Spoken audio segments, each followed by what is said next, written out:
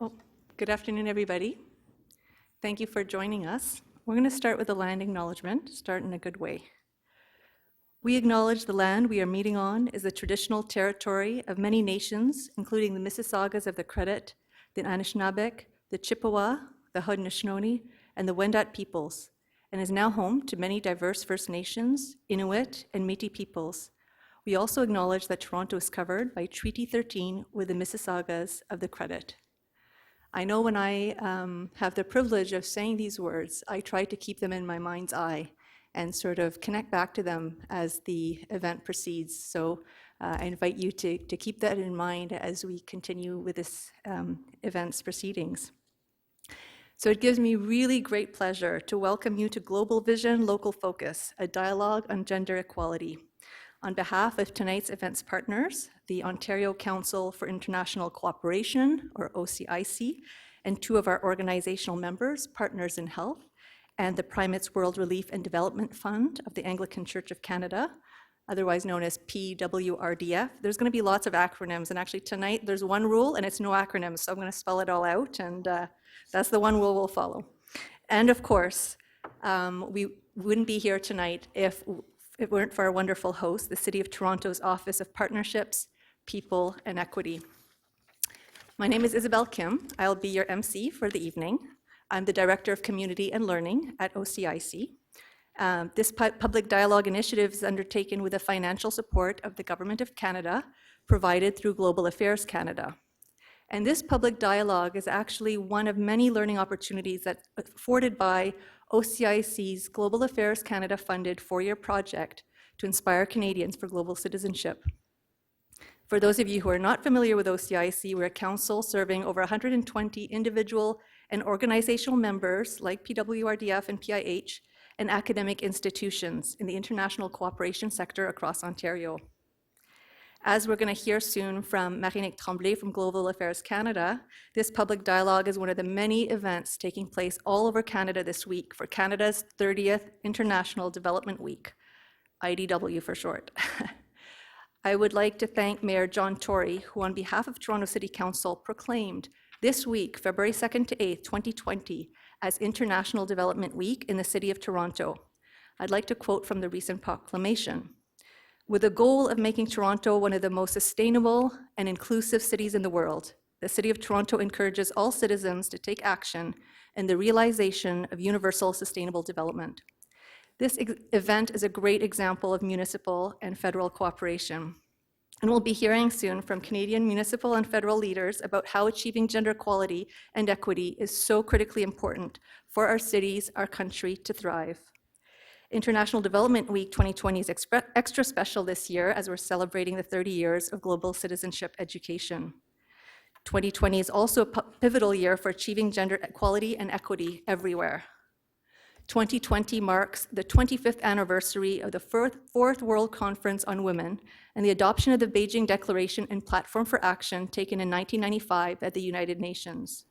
2020 is also a 5-year milestone in terms of reaching and achieving the Sustainable Development Goals of the United Nations 2030 Agenda for Sustainable Development. 2020 also marks the launch of OCIC's new multi-sectoral gender equality hub, and I'm really happy to see many of you here in the evening today, and I know some of you are joining us from the live stream feed. And one of our wonderful panelists, Anjum Sultana, is also a member of that hub. So we wanted to convene a public gathering to talk about gender equality and social inclusion. We wanted to do something big and different. And like anybody who wants to throw a party, we thought, not let's go big or home, let's go big, but do it somewhere else. So why not? We were ambitious party planners, so we thought, why not City Council chambers? And for those of you who don't know or who are watching from home, this space, and you'll see there's names all over the place, including John Tory, the mayor, who's now occupied by my colleague Lisa. So this space is essentially where Toronto City Councillors come and make decisions every day. So it's very special. OCIC has had exhibits on display at Metro Hall in the past, and in the council chambers where we'll be gathering for a reception after this evening, you'll see one of our latest photojournalist exhibits called Tapestry 2030. We knew gender equality and equity was also top of mind for the City of Toronto, and so we reached out to the great Manjeet Jita, Director of the City of Toronto's Office of Partnerships, and Wahida Rahman White, the Director of Equity, Diversity, and Human Rights. We invited them to have the city join with us to co-create a public dialogue event. We wanted this dialogue to be also inclusive of both local and global perspectives, and so we invited OCIC members to invite their international partners. We wanted this local party to go global, so Partners in Health and PWRDF invited their partners to come and speak on the panel. All of us working on this event hope to fill these council chambers and beyond by a live stream to share these perspectives on gender equality and inclusion and talk about the problems and solutions. And yes, we wanted it to be fun, but we know these are very somber and pressing issues at the same time. The theme of this IDW is Go for the Goals, hashtag Go for the Goals, as in the Sustainable Development Goals. And this particular event's theme is inspired by Sustainable Development Goal, or SDG number 5, gender equality. We know that gender inequality and social exclusion are not restricted to any one person or place. These are wicked problems, and they play out in various ways in people's daily lives, in our societal structures and systems, and all across geographies around the world. And so it's so critically important that we come together and discuss how to tackle these problems within both our local and global communities. And how can we support each other and learn from each other to create a more just world? Tonight, we will hear from an impressive lineup of speakers from Canada, Haiti, and El Salvador. They have generously agreed to share their perspectives and expertise working to advance gender equality and inclusion at community, municipal, federal, and international levels. Before getting started, a few housekeeping details. This event is being recorded live, and so there's going to be also an OCIC photographer taking some photos, so just so you know. Here are the social media handles, and so we invite you to tweet away, but to please keep your phone on mute. And after the panel, there will be a Q&A session, and so we invite you to hold on to your questions and raise them at that time. And for those who are watching on the live stream, we will also take questions from the live stream. And we also, as I mentioned, we will be hosting a lovely reception upstairs in council chambers, and we hope you'll be able to join us for light vegetarian refreshments. And just as a little word of warning, I guess, but we have a very full program. We're going to go right to 6:30. And so if you need to use the washrooms, you'll have to go upstairs and kind of go around that kind of to council chambers and go back downstairs. And there's there's 2 bathrooms downstairs behind us here. And so, without further ado, I think I'd like to welcome Toronto Councillor Kristyn Wong-Tam. For those of you who may not have seen her, you might have read about her or heard about her.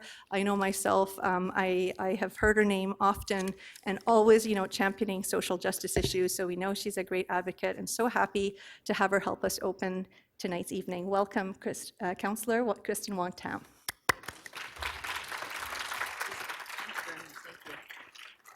Thank you very much, Isabel, and welcome everyone to Toronto City Hall. And this is obviously the seat of municipal government here in the City of Toronto, but I'd like to call it your house. So welcome home. This is actually a true honor for me to be here, and also to recognize that many of you are experts at making sure that Canada's presence is felt in the international community. And there's many reasons why we should be proud of our nation. Obviously, not just because we have a rich history of participating in those international global dialogue, but in many ways, we have to bring it home and practice what we preach. So in an era right now, as I look around, and not necessarily in this room, but if I do a sort of an environmental scan of what's happening globally, we have one nation on the south of us who's ready to build walls and to turn their back on the international community because they can go it alone. And we have the United Kingdom, who recently successfully exited from the European Union because they actually don't want to necessarily be part of a larger European community. We have the coronavirus that has now, popped out its head and created a mass global emergency, and largely in the nation of China, who in many ways for decades has turned its back on the international community as well, but now forced to have a big global conversation. So we know that in order for us to do right by people who live in Canada, we have to also do right and participate in those international conversations. Canada is a signatory to at least 20 treaties, I believe, and conventions, that's a lot of promises. We have said to the international community, we plan to be there, and that we're going to uphold our end of the promise, and we are going to do more than just sign. We're going to open up our wallets. We're going to open up the brain trust of this nation, and we're going to come out and help you solve the world's problems. And you're going to help us through knowledge exchange, help shape Canadian policy and outcomes. One of the big United Nations social development goals is obviously around gender equality. This is an issue that I care very, very deeply about. As a racialized woman, as an immigrant whose first language was not English, I care very deeply about the welfare and the well-being of women and girls and gender diverse persons. I also know that we have a prime minister who I believe is genuinely cares about this issue. To the core of him, he really wants to make sure women and girls are doing well and able to compete. But we have to do more than just say I'm a feminist. And we have to do more than say, let's eradicate gender-based violence. We have to put our foot to the metal and press that gas. And we have to propel ourselves forward. And if we're going to be taken seriously in the international community, then I think we have to do some of our work home locally. The best thing about being an elected official locally, not necessarily because I love to fill potholes or I want to, change the traffic lights all the time, but because I believe that local orders of government is the order of government where you actually, as citizens who reside in one city or one rural community or one more smaller municipal community, it's the place that you call home. And the policies and the programs and the services that we design are going to be felt by these local communities, probably more than you will probably feel the international conversation and what's happening at the state or provincial level, or perhaps even nationally. Which is why I'm extremely proud that the City of Toronto is taking those big, important steps forward. We are, for the very first time in the 2020 budget, which will be passed in this chamber and debated in this chamber, funding to create an intersectional gender equity unit within the Human Rights Office. Yeah, it's actually big news. And the staff that are going to be leading that charge are actually sitting amongst us, and I know that they know that the work that they're going to do is monumental. It's historical. It's going to be record-breaking. But we also know that it's not going to be easy, because giving life to gender equality and gender equity has always been a hard path. Because if it was easy, it would have been done already. Dismantling patriarchy and the systems that support male dominance is not necessarily straightforward. And the system works exactly for the system producers and the system makers. So they're not as invested in making these systemic changes as you and I are. But at the same time, if we are truly to deliver services and programs to residents of Toronto equitably, we're going to have to take a look at the systemic challenges and barriers where some people get access, some people do not. And we're going to have to respect the intersectional positions of where people are in their social location in relationship to the service delivery. And you're not going to be able to do that, and none of us will be able to do that without strong, disaggregated data collection. Otherwise, it's just like we spent the money, and every politician loves to stand at a podium, and we love to make announcements that we spent millions of dollars on this program and that program, and we think that we would have done something.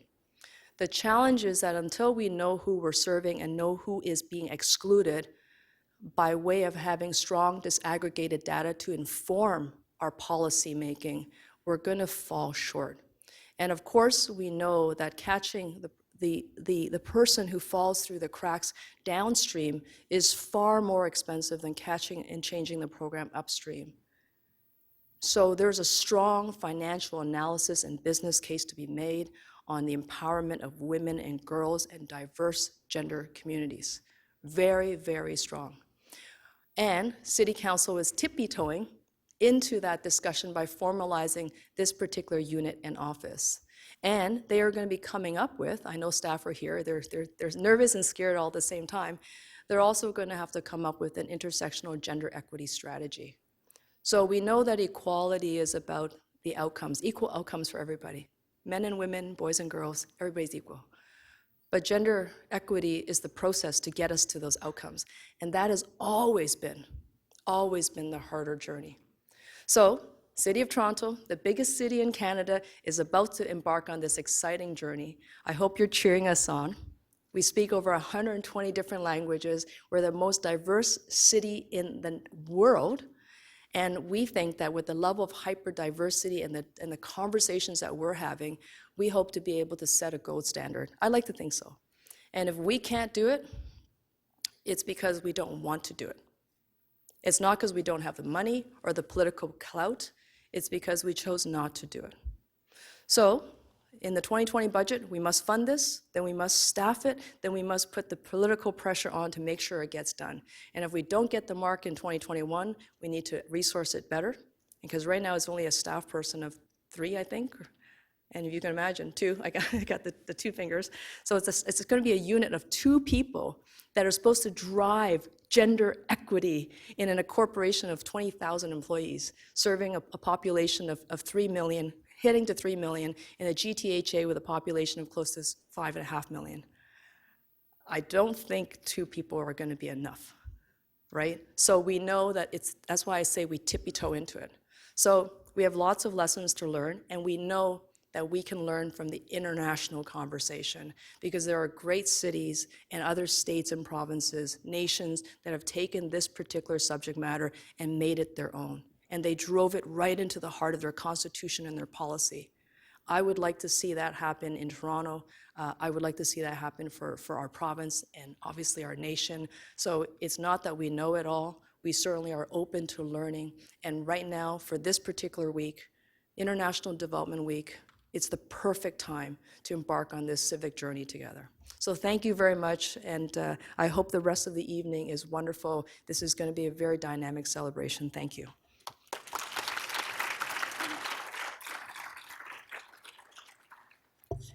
Thank you very much, Councillor Kristyn Wong-Tam, for those very inspiring words. I'm not from Toronto, like the more than 50% of the people who live here, I'm not from Toronto, but hearing that really makes me proud to be in the city. I'm looking forward to seeing what comes out of this office. I'd now like to invite Marie-Annick Tremblay, the Director General of the Engaging Canadians Bureau, Partnerships for Development, Innovation Branch, Global Affairs Canada. Thank you for traveling from Ottawa to come speak with us this evening. Ms. Tremblay is no stranger to traveling. After 25 years in the Ministry of Global Affairs and a diplomatic career, she has been an ambassador of Canada in El Salvador from 2010 to 2012, an ambassador and chief of the mission in Ecuador 2015-2018. So without further ado, bienvenue Marie-Annick.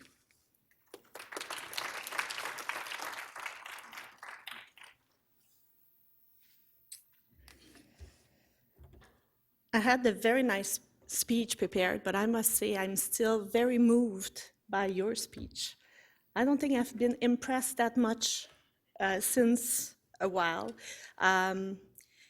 It's incredible. I don't know if you know how lucky you are to have leaders like this sitting at the City of Toronto. I think it's you spoke brilliantly, and you put everything in 5 minutes together to explain why it is so important that we work together. So thank you for that. I'm actually extremely moved by what you had said before. I also spoke to Cesar earlier, who comes from El Salvador, so I felt like I knew a little bit where he's coming from, and it was great to get to speak Spanish again.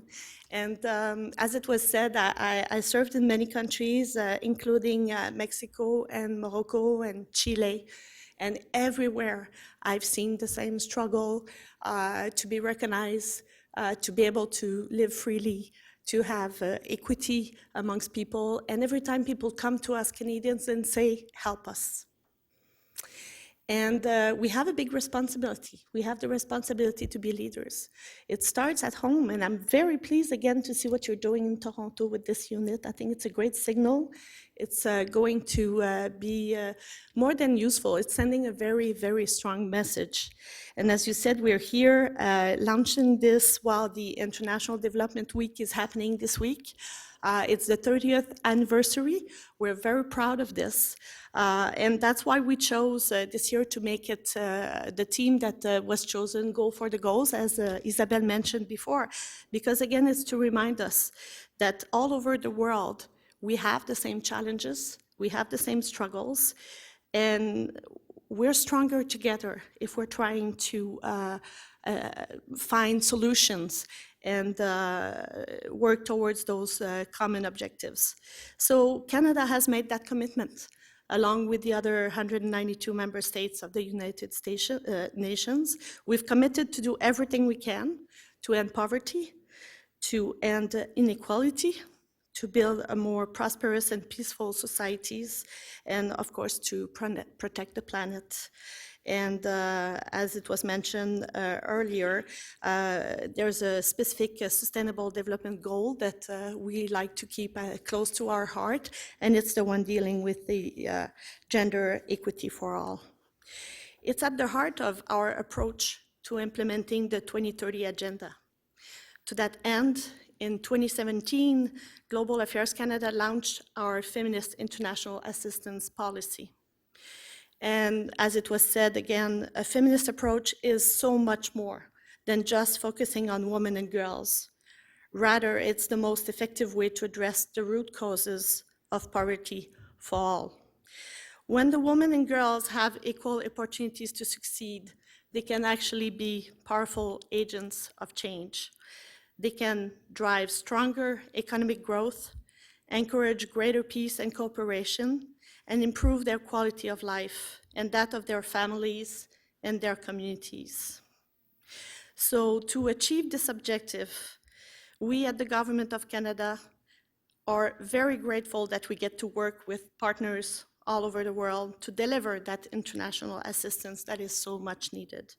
We're committed to advance gender equality across all the aspects of this work, but that also includes, unfortunately, the prevention of sexual exploitation and abuse within the international assistance sector itself. I say unfortunately because we have to face this. It's happening. It's been happening for years. It will continue to happen. So we have a duty to do something about it. So our approach is focused on ensuring a victim survivor-centered approach, including a zero tolerance for inaction in prevention and responding to the allegations of abuse that can happen all over the world. So it's not perfect. We have a long way to go on all of the goals, but we do make advancements every day. And we have some successes, so it's great that we get that week to take the time to celebrate the achievements. For example, 99.9% eradicating polio. That's a success.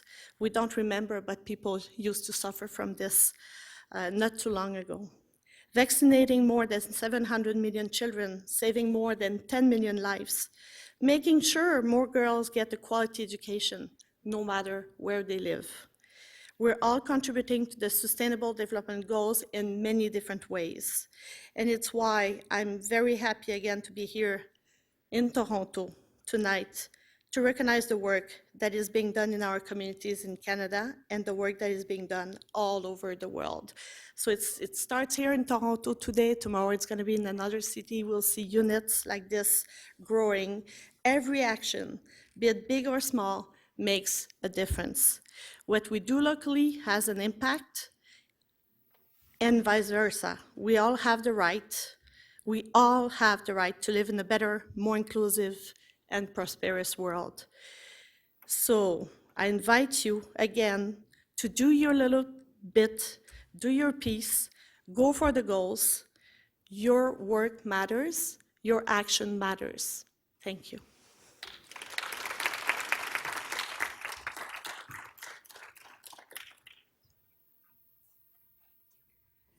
Merci beaucoup, Madame Tremblay. I'd like now to invite Deputy City Manager Josie Scully. And I know that Josie's a very strong advocate for this issue. She's a champion of the Toronto Women's Network, TO Now, and she's going to tell us a few words about that. So please join me in welcoming Deputy City Manager Josie Scully. Good evening, everyone, and greetings from the City of Toronto and the senior leadership team. Thank you for being here. And I was listening. I actually had a speech too, and I'm thinking, I don't know if I'm going to actually say the speech anymore, but I think I'm going to give you a little bit about the City of Toronto, but I also want to talk about as a person and an individual that was born in Portugal and coming here many years ago, and what a great place to live in Canada is for an individual like myself and my parents that came here. And I'm sure a lot of you have your own stories. But I think one of the things I would say is that I am very proud to be part of the City of Toronto, an organization that actually, champions diversity, inclusion, and access. And it's embedded in the DNA of the organization. That is one of the most important things when you talk about, what does this really mean, equality? And equality for me, obviously, is that everyone enjoys all rights and opportunities and is protected as an individual across. So that to me is really important, and that is embedded as a DNA. And as the councillor was saying, we're starting to crawl in some areas. We've been walking and running in other areas, right? And that's something as an organization that we need to be proud of, and we need to continue to foster and push along this organization and support our staff and the community as a whole. One of the things I was going to also say is that the city itself has corporate objectives. Housing is really critical. Affordable housing from a city perspective, and I'm sure this goes along in many across the world. Mobility is another critical part. A well-run city, supporting the city and making sure it's well-run, and the inequities that you sometimes see. Safe neighborhoods is really important for us to actually be able to actually provide the safety that we need for our neighborhoods. The other one is financial sustainability. You can't do things without being financially sustainable. And a key one also is climate.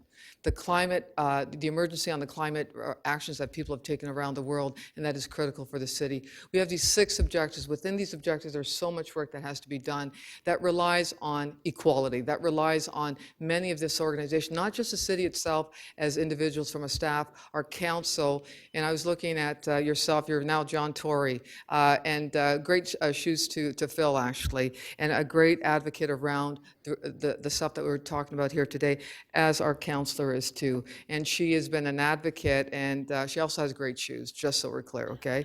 Just so everybody understands, and I always tell her that.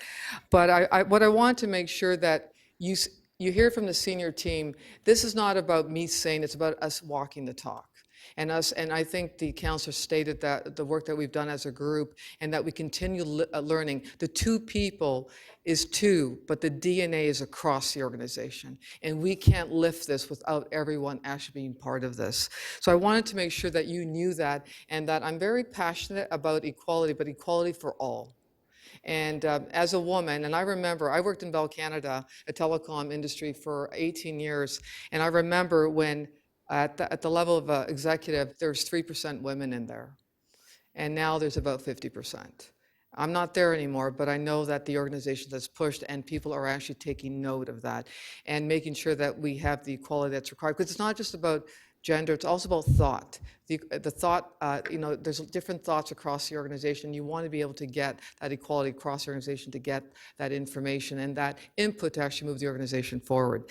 Now, what I champion, and I'm a big advocate around championing things that really matter and move the yardstick. So TO now, it started with about 50 people, and I've been with the city for about 7 years. It's over 1,000-person membership within the city, not just women, men included.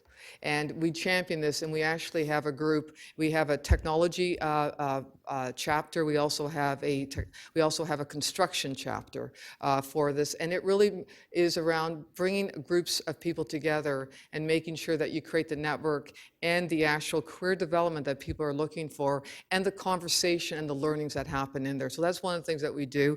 We also have other key networks as part of the networks with the city, and I'll just mention them. We do have the Toronto Black Staff Network. We also have the Indigenous Network. We have the Employee Disability Network. We have the Pride Network, and the TO Now, which is the one that I'm actually championing. And we're very proud of this. And what we're trying to do is intersect the networks so they can learn from each other and actually be, what I would call the best in class to be able to run these. So the last thing I would say is thank you for being here. Thank you for sharing, and us will be learning from you throughout this. I hope you enjoy your evening. I actually have to go to another function. I actually would rather stay here, to tell you the truth now, but I have to go, and I want to thank you for those that have come to Toronto for the first time. Enjoy yourself. Toronto is a beautiful place. I grew up here. It's got great food for those that like food. It's got great entertainment. It's got great people that actually do things from the heart. So thank you very much for being here, and have yourself a great evening. And thank you to the organization.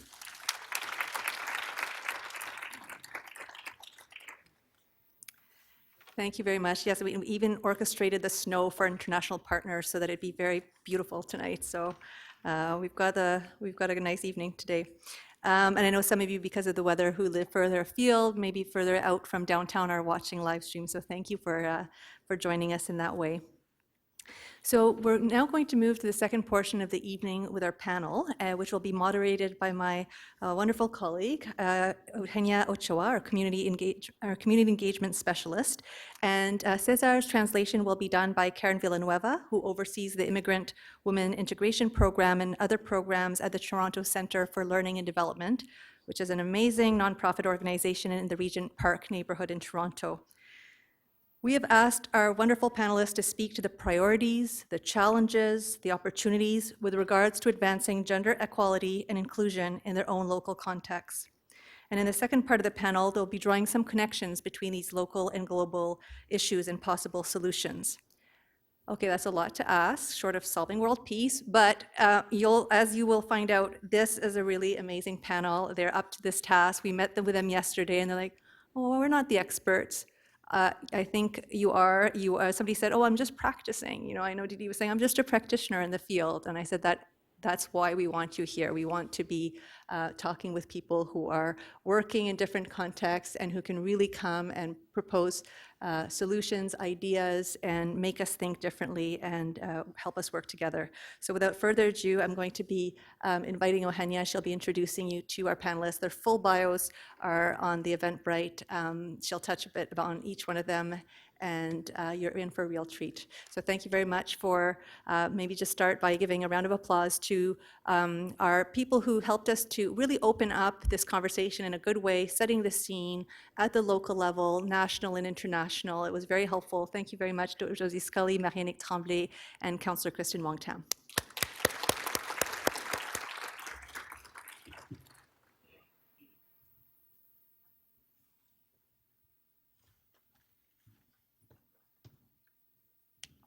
Welcome, everyone. This is so special. We appreciate you being here with us today.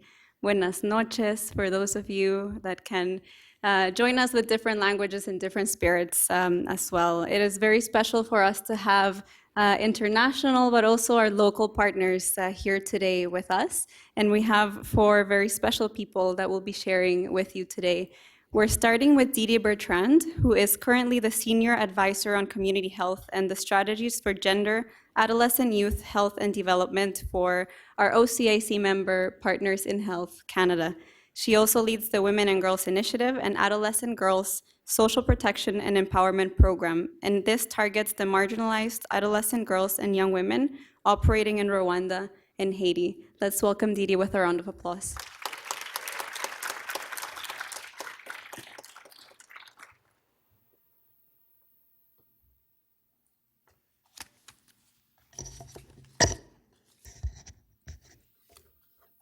Greetings to all. How gratifying is that to have such a wonderful opportunity to come together, sharing experiences and discussing issues that concern us all, men, women, boys, girls, gender non-conforming persons. So thanks to the OCIC and the Toronto City Council for such an opportunity. I'd like to take an opportunity to thank also the Global Affairs Canada for its leadership in gender equality around the world, including in my country, Haiti, and for your support of Partners in Health and the work we do together. Madame Tremblay, je suis ravie de vous rencontrer aujourd'hui et merci pour tout. I know we all realize this by now, but I'm repeating it again and again, that gender equality is the response to the world's many problems. I've been fortunate enough to work all my adult life with Partners in Health, a health and social justice organization in different capacities, serving in many countries. We have done a lot to protect the rights of women and girls and have much more to do. But I'd like to start by sharing a bit of my personal story.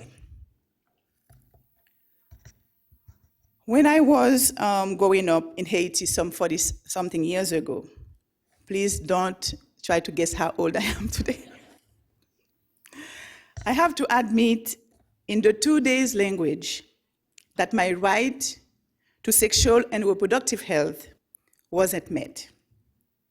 In our Haitian culture, parents do not talk to their kids on any subject, full stop.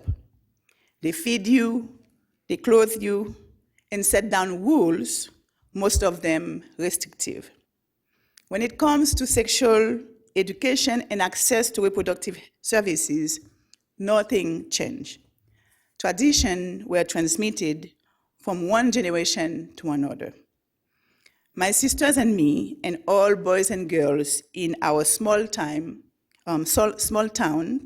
received the same concise sexual education talk, which goes, boys and girls are matches. When they come together, all they do is to set fire. Our living environment consisted of 3 places: home, school, and church. My dad was the principal of the elementary school of our small town, and as you could imagine, one of the most respected and influential people there. He also served in most of our church committees. So at all 3 places, his presence was eminent, and that was not always fun for my sisters and me. Going to high school, which was next door, none of the boys would court me. Look, I wasn't too bad, at that time. But they feared the principal retaliation. I couldn't wait to finish high school and leave this town, not because I was mature enough at 17 to go on my own, but because I wanted to know what else was out there. And furthermore, higher education was only available in the capital city, Port-au-Prince. I remember one of my close girlfriends who lived just across the street from our home got pregnant, and then a cousin. They were banished from school, and my sisters were strictly prohibited to see them until one day they disappeared. They were sent to the countryside to live with a family member. They had shamed their families. Many other girls got pregnant every year and lose their chance of getting an education.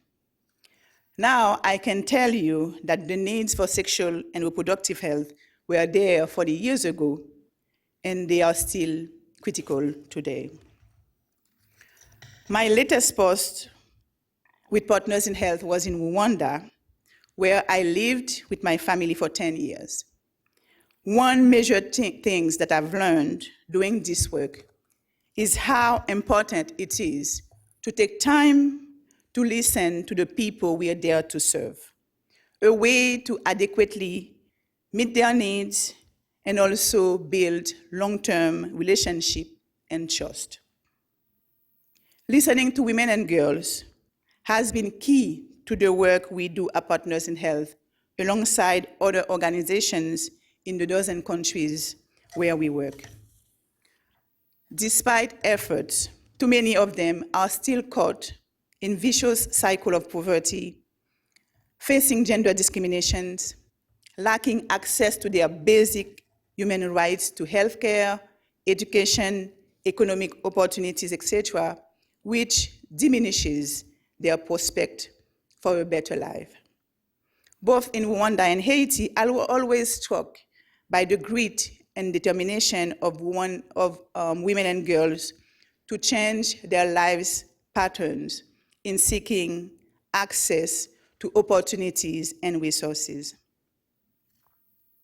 Rahabu, an 18-year-old Rwandan woman, after being out of school for 5 years, applied for a scholarship at my girls' leadership and empowerment organization we call Women and Girls Initiative. She told us, "What I want above all is to finish my secondary education and do something good with my life, overcoming the obstacles facing girls and young women like me, leading us into questionable paths. I want to strive for what will help me to develop as an individual and get out of the deplorable condition in which I grew up with dignity." You hear that?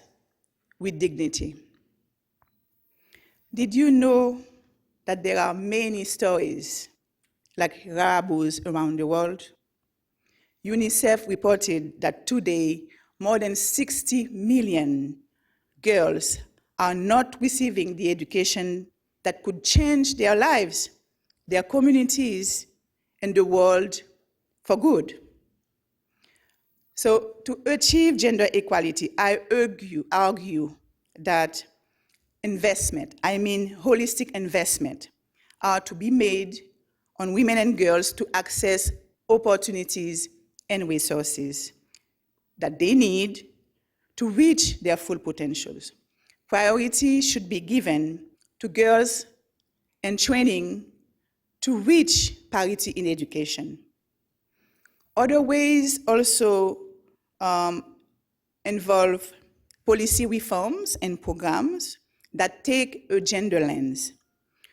Rwanda, in contrast to Haiti and many other countries, have proved it. The power of political will and sound policies is necessary. To date, Rwandan women hold 51% of the ministerial portfolio and 61.3% in parliament, which raised the country to the 6th place in the latest World Economic Forum Gender Equality Ranking. Female representations at all spheres and levels of the country lives. Legal framework and systems are in place to tackle issues of gender-based violence and abuse. Every district hospital, and they have 40 of them, has a dedicated safe space staffed with women police officers, health providers, and social workers. Haiti, my country, on the other hand, does not have a comprehensive policy, law, and curriculum on sexual violence. There is no reference to, nor a definition of sexual and gender-based violence in Haiti's legal system.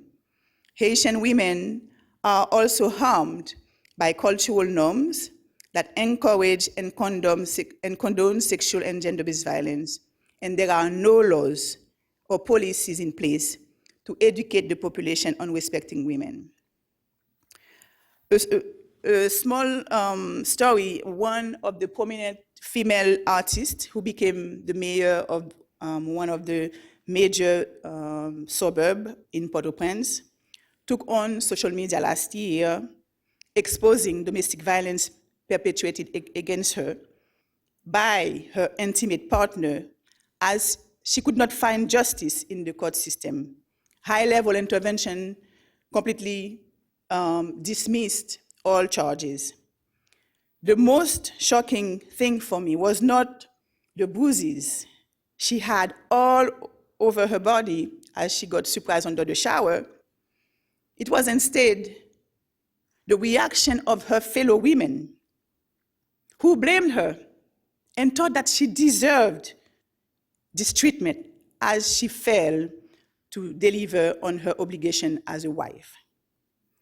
So our responsibility to help put an end on intergenerational violence and abuses lies on arming the new generation of boys and girls to understand that it is not acceptable.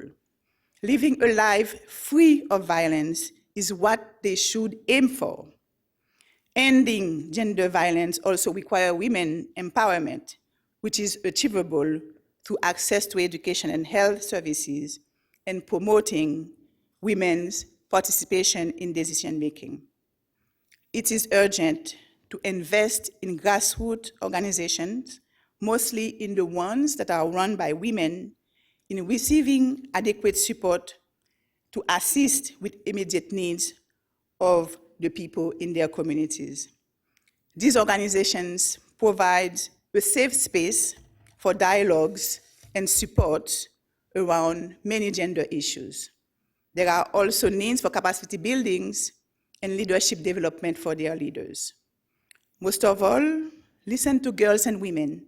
When they talk about school fees, housing, access to care, the materialistic things matter because they are critical to their freedom and safety. The dimension of giving hope, of showing empathy and compassion is also part of this work. So if you would like to learn more about what we do, go on our website, www.pihcanada.org and www.womenandgirlsinitiative.com. Thank you so much. Mona Kozitiani and merci en pile. I'm not sure if I have time. I have time? Yes? Okay, so. You stress me. Okay, so we had a small trailer from, it was to give you an idea of the work that we do at Women and Girls Initiative to empower adolescent girls and young women. So we take, for the past 3 years, an art angle to address sexual and reproductive health issues and also mental health. So I'm asking to put, okay, it's there.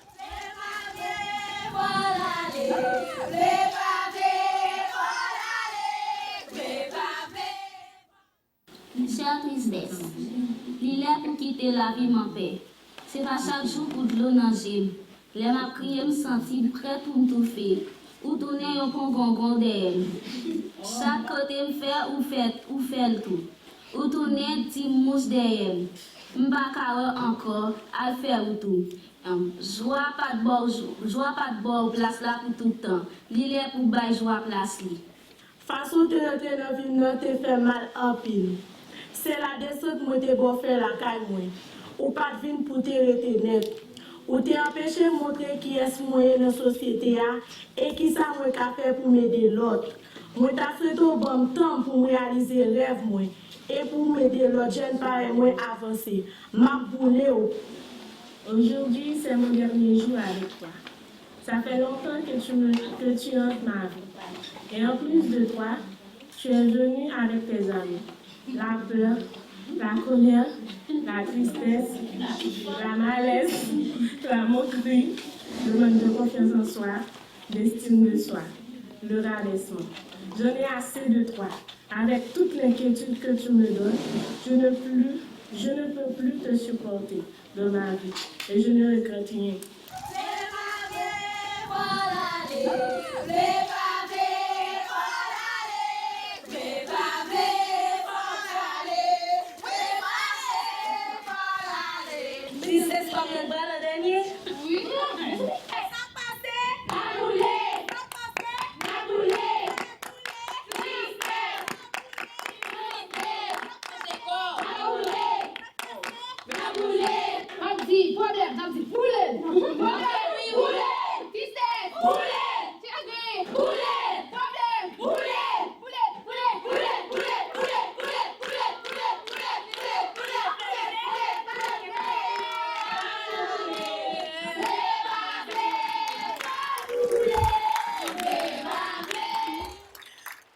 Thank you so much. So that was, doing a 10-day Summer Leadership Academy using art and theater to tackle mental health issues. So safe space. We talk about safe space. Thank you.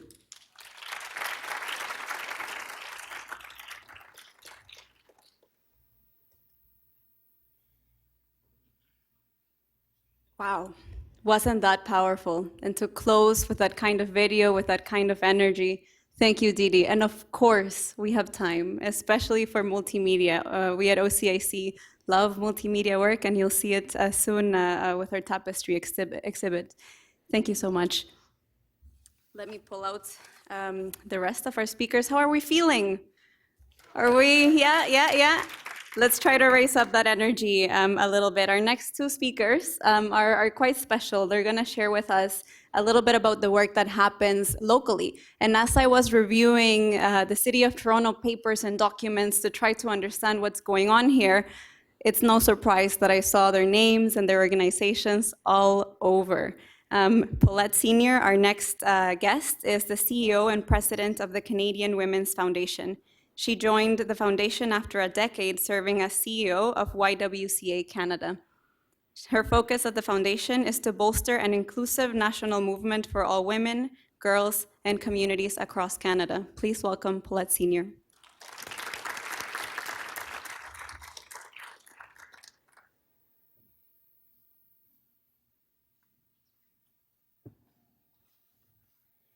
Thank you very much for that introduction.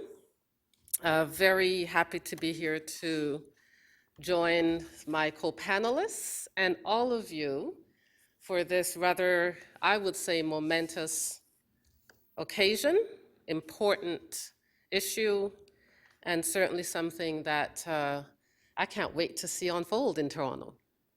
I also want to add my respects to the founding Indigenous people of this land so that we could actually gather here for this critical conversation. I also want to recognize that something is a little different in these seats, that it's occupied with women and a few good men. And I think that's great. I noticed that Jess Notwell back there has occupied the councillor's seat, probably deliberately. And it's great to see, because this is the topic of conversation that we can actually, in this hall, also have more women occupying these seats. So I think that is great that we're demonstrating what that could look like. I also want to acknowledge that it is Black History, African History Month. And so it's great to be having this conversation during that time. It's also Bob Marley's birthday today, and I'm a big Bob Marley fan. And also want to welcome the folks who are online, because it's a much wider conversation than the bodies that we have in this room this evening. And I was the councillor who said that this is indeed a celebration, but also say celebrate and then work. So the work is just beginning for our great city. And I also want to congratulate OCIC and the City of Toronto for pulling this event together this evening for this important conversation.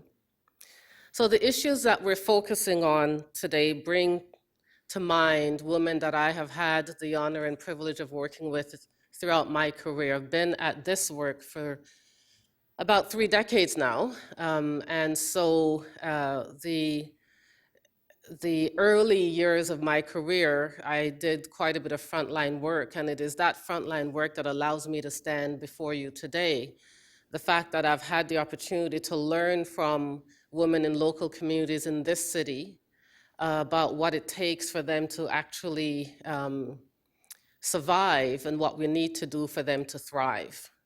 So this is a particular important conversation, but important because there are women and girls and gender non-binary people across the spectrum that are waiting for this work to take shape and for them to be able to realize their equality in society. So It was mentioned that I am the CEO of the Canadian Women's Foundation, prior to that, CEO of Ywca Toronto.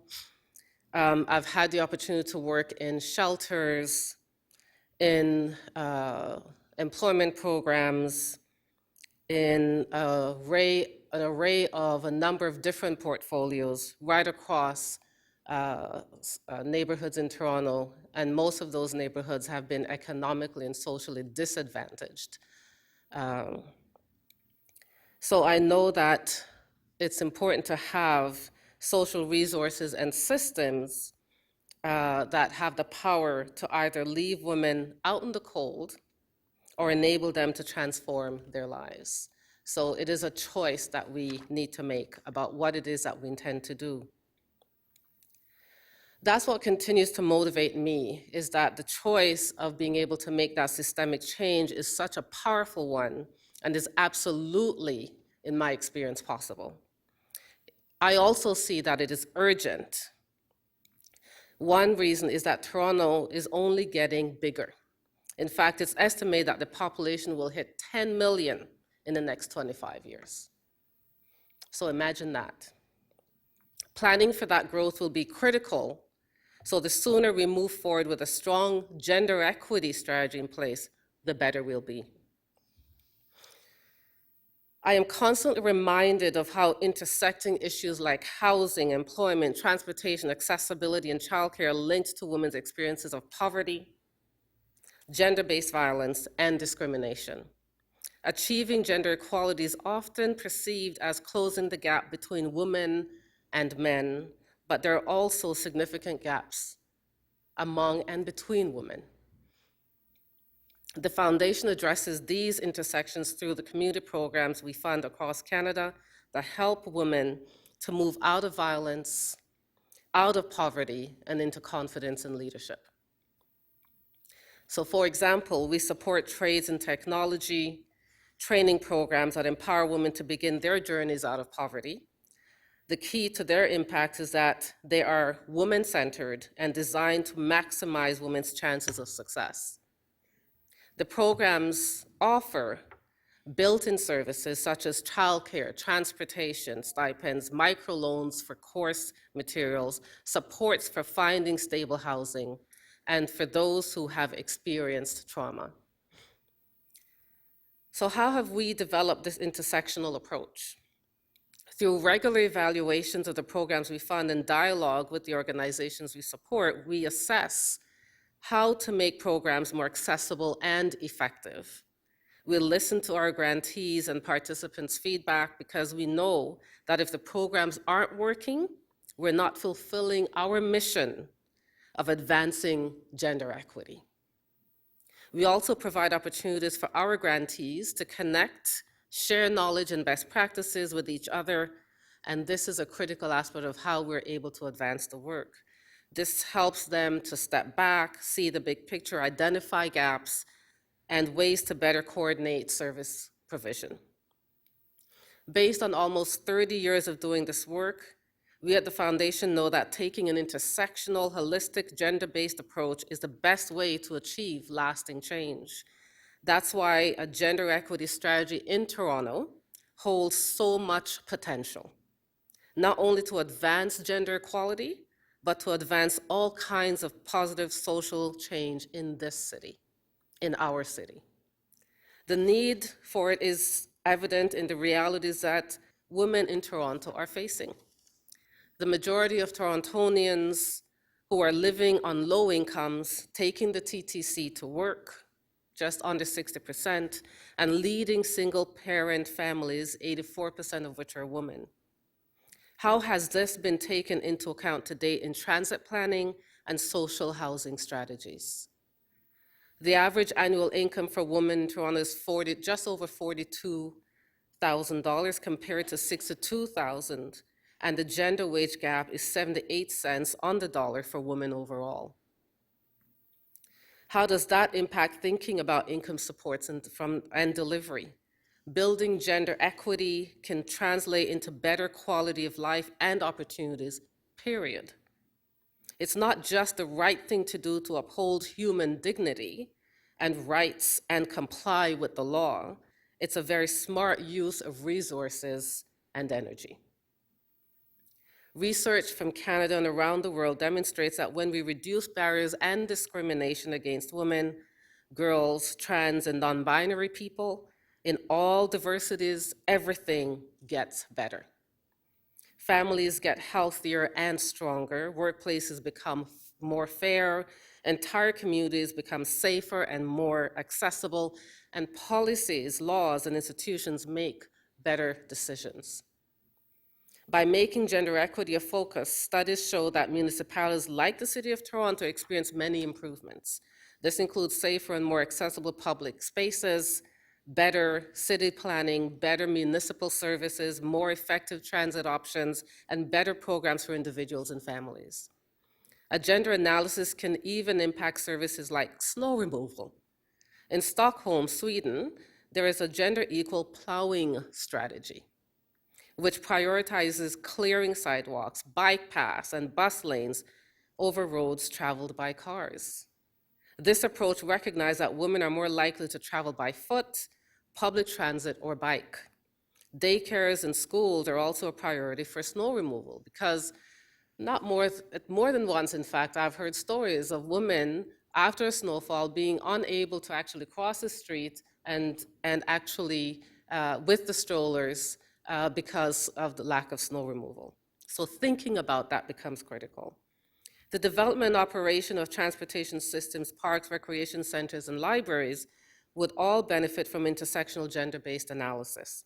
Through its partnership with METRAC, for example, the TTC has added designated waiting areas and the Request Stop program, safety measures that benefit everyone at risk from violence. Unfortunately, Toronto is behind Montreal on the gender equality front. The City of Montreal has had an established gender equity policy in place since 2008 and has many processes that bring the city closer to achieving it. This includes the Conseil de Montréalais, an arm's length body that provides advice to elected officials on policies and programs. Thanks to the work of the Conseil, there have been numerous briefs presented to the elected officials at the City of Montreal that bring an intersectional and gender analysis to the city's work. But it's also important to keep in mind that having a policy is part of the larger process. It's crucial to look whether municipal staff represent the city's diversity. And in Montreal, they have a long way to go. When it comes to making Toronto's gender equity strategy work effectively, it is essential that progress is tracked and informed by women-centered and women-led organizations in the city, as well as by stakeholders, residents, and those who are part of the populations that are often marginalized by systems.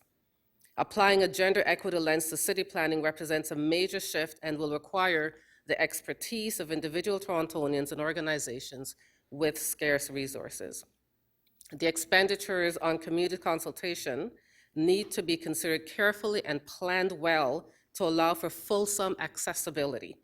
Barriers to participation for underheard residents need to be removed by providing, for example, translation, ASL, childcare, food, honorariums, because we need to pay them to get their expertise, barrier-free space, and digital options to submit information. A policy that is enriched by the expertise of those working directly with and those most affected by the policies, programs, and services in place for residents is going to achieve results that make a difference in the lives of Torontonians. So, the foundation fully supports establishing a City of Toronto. In fact, I say it's about damn time. Too long, long overdue, but we support the City of Toronto Gender Equity Unit to lead the development of the strategy and would welcome opportunities to support Toronto's gender equity strategy in the future. Thank you, and I look forward to the conversation later.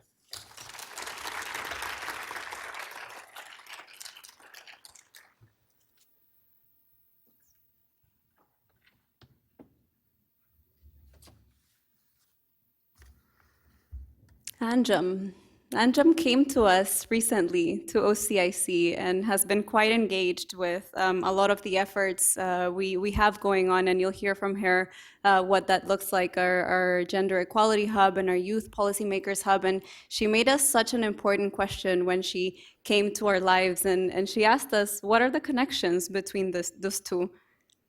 And we had no answer yet. These are new hubs, as you can hear, but we love this kind of perspective, this kind of pushing for those connections. And so I'm quite excited that she's here with us today. Anjum is the Director of Public Policy and Strategic Communications at Ywca Canada, and she's also the founder of Millennial Women in Policy, a community of practice that connects over 2,500 women and non-binary people working in policy and public affairs across civil society, politics, private sector, and public service.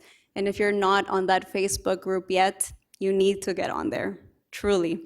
That's Millennial Women in Policy. Anjum is also a member of OCIC's new Gender Equality and Youth Policymakers Hub. Let's welcome Anjum.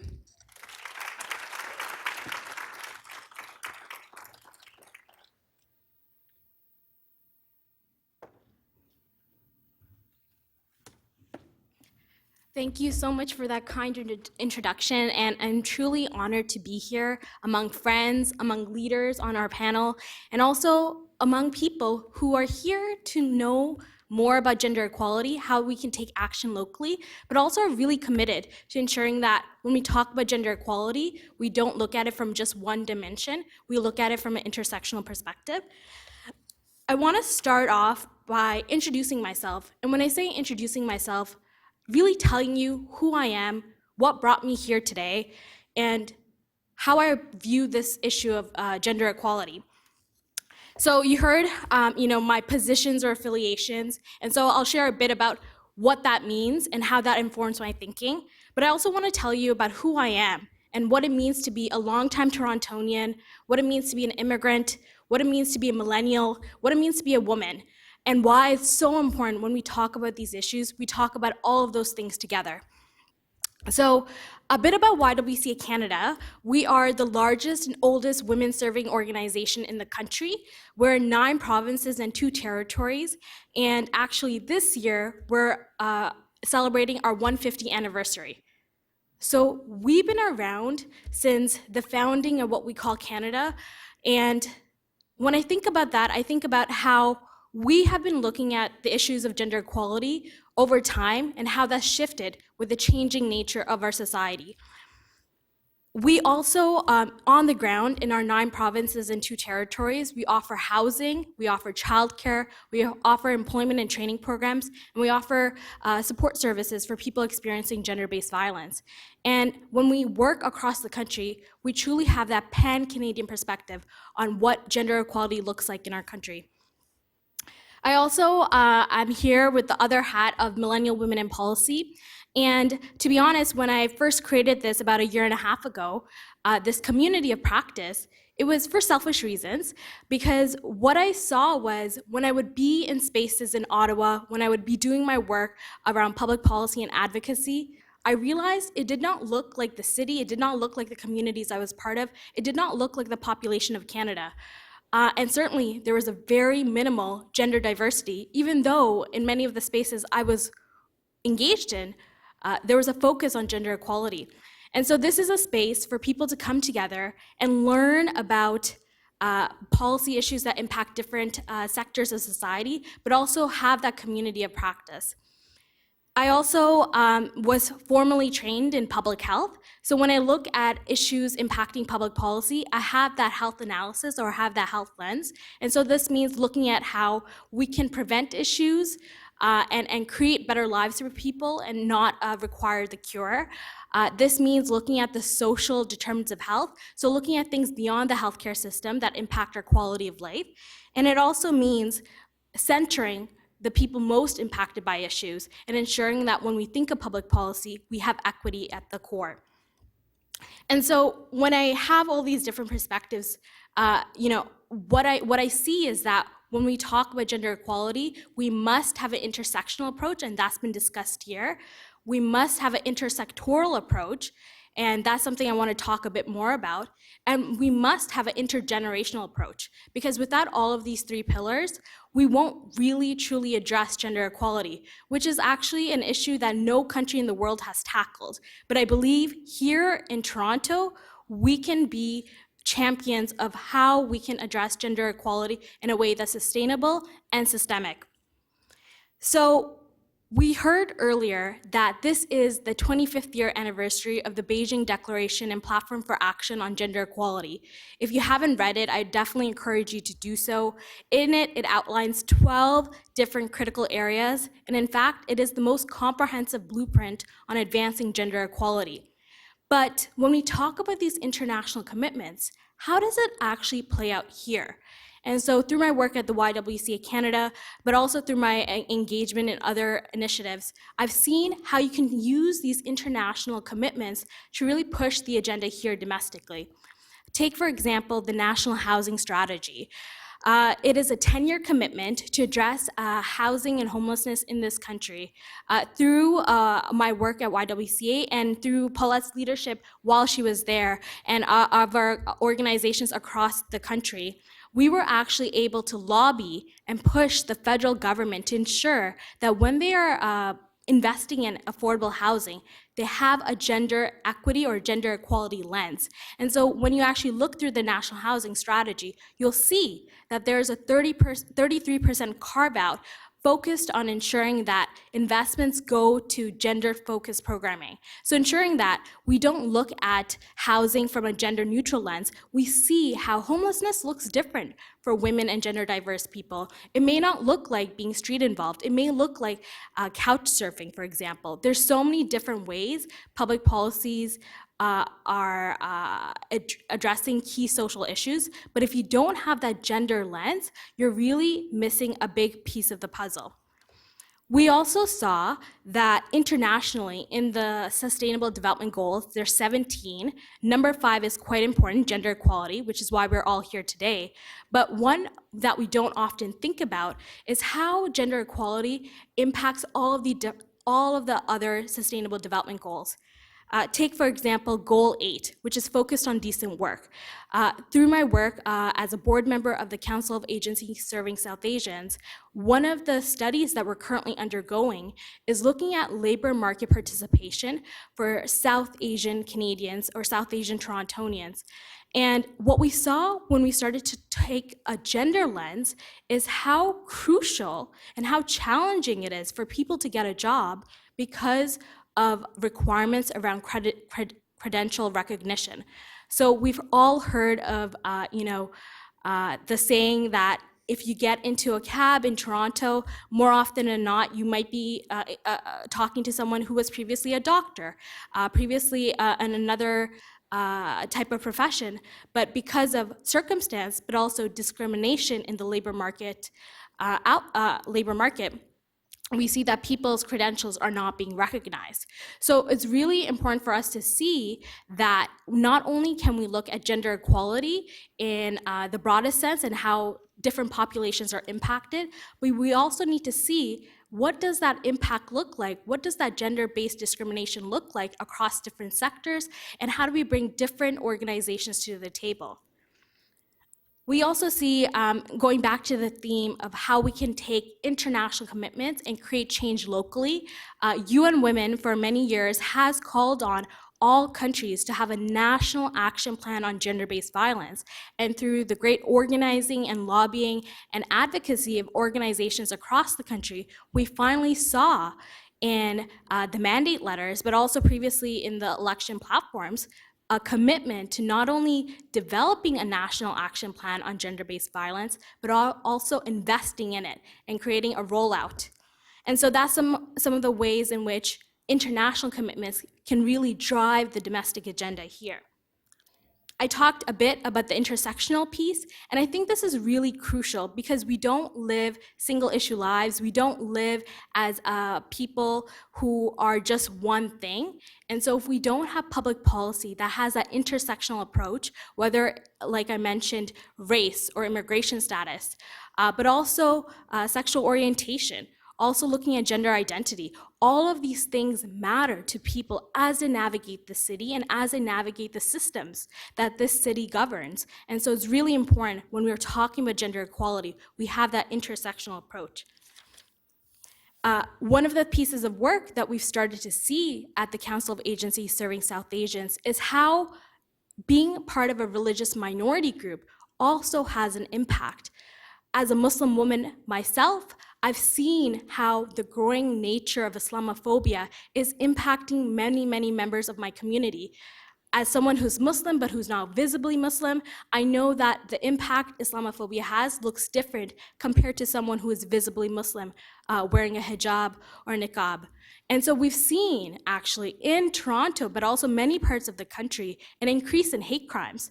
So what impact does that have on people to access employment, to go to work, to go to school? We're seeing in some provinces in our country around how Islamophobia is being codified. And so I really encourage us when we're talking about intersectionality to also think about issues like gendered Islamophobia, where multiple aspects of one's identity is impacting people's access to services, but also the quality of life they deserve and have a right to. Finally, I encourage us to also start to look at issues from an intergenerational perspective. Our Indigenous brothers and sisters and two-spirited people have always, since time immemorial, talked about how we have to think about our actions, not just in the here and now, but the impact that it has on generations after us. And so we're seeing this come to a head with the work and advocacy and conversations around climate change and how young people are urging us to take great action. And we're starting to see movement. And I think it's important that we continue to think in this way. This last federal election, 37% of the electorate were people who identify as millennials or younger. And when we see that significant proportion of the population being voters, but seeing that the public policies don't actually reflect their needs, we see that disconnect can create a sense of lack of understanding across the generations. So one of the things that I'm quite humbled to be a part of is the OCIC Youth Policymakers Hub. As an ally, but also as a millennial myself, I see how crucial it is to create pathways to engagement in the political process and public policy process for young people because they care, they're engaged, but how do we ensure that those voices come into the governance systems that we currently have?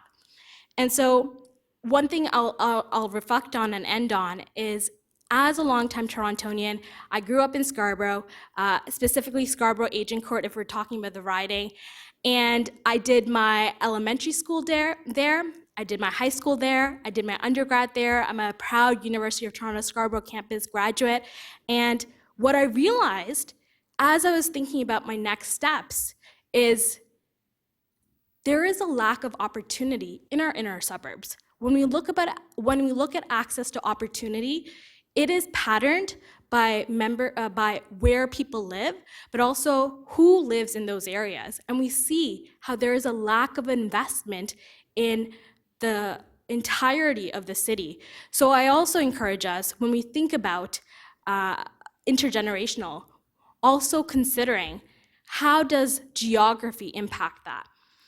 Finally, what I like to say is we've started great conversations, and not just today, but even before today. We've had great discussions, but really and truly, the councillor has mentioned this, the previous panelists have mentioned this, we really need to start to take action, because the fact of the matter is we have very little time, if any, to really course correct on the issues and challenges of our time. We see that 2030 is just 10 years away, and what I'm encouraging all of you to do is take a look at the Sustainable Development Goals, take a look at the Beijing Declaration and Platform for Action, and choose something that matters to you, something that resonates for you, because we need all people at the table. We need government, we need private sector, we need civil society, but most importantly, we need all of you. So thank you very much, and I look forward to the conversation.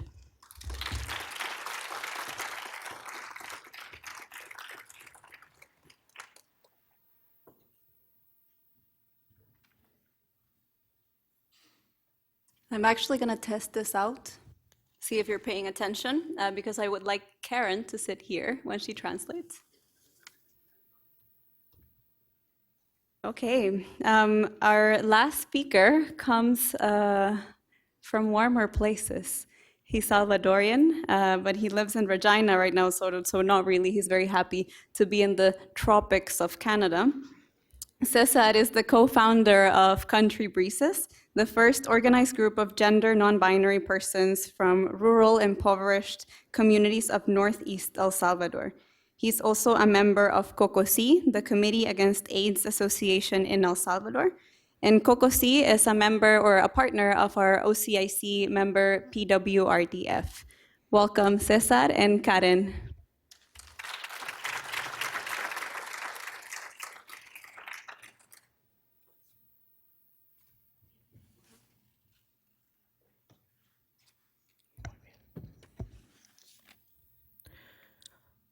Hola, muy buenas tardes.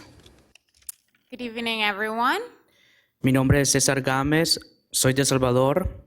Y antes que nada me gustaría agradecer a PWRDF, OCIC y la ciudad de Toronto por permitirme estar aquí y poder compartir mi experiencia con todos ustedes. Before I get started, I just wanted to thank PWRDF, OCIC, and the City of Toronto for being able to be here.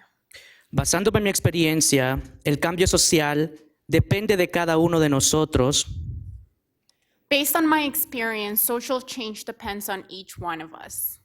Siendo conscientes de nuestro lenguaje y nuestras acciones. Being conscious of our language and our actions. Y de qué forma estamos educando a los demás desde los lugares que nos encontramos. And how is it that we're actually educating others from wherever we may be at? Soy un educador en salud sexual y reproductiva y defensor de los derechos humanos y soy una persona que me identifico como hombre gay. I am a sexual and reproductive educator and human rights activist who identifies as a gay man. Vivo en la comunidad de Santa Marta, ubicada en el municipio de Victoria, muy cerca de la frontera entre el país de Honduras. I am from a community called Santa Marta, from the municipality of Victoria, near the boundaries of Honduras and El Salvador. De hecho, nací en ese país, en un campamento de refugiados, por causa de la guerra civil en El Salvador.